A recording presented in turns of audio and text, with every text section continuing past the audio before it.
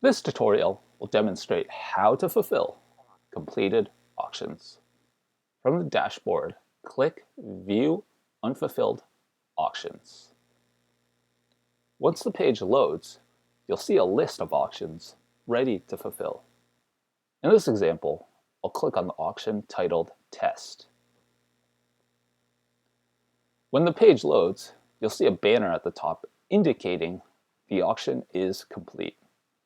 On the right side, you'll see details pertaining to the winning bidder of the auction.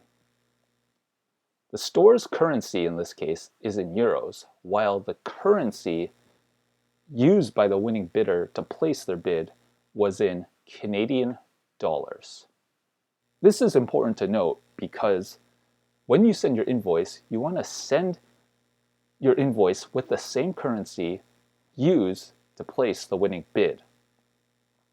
I'll go ahead and click Process Order, and a Shopify draft order will be automatically generated in this scenario.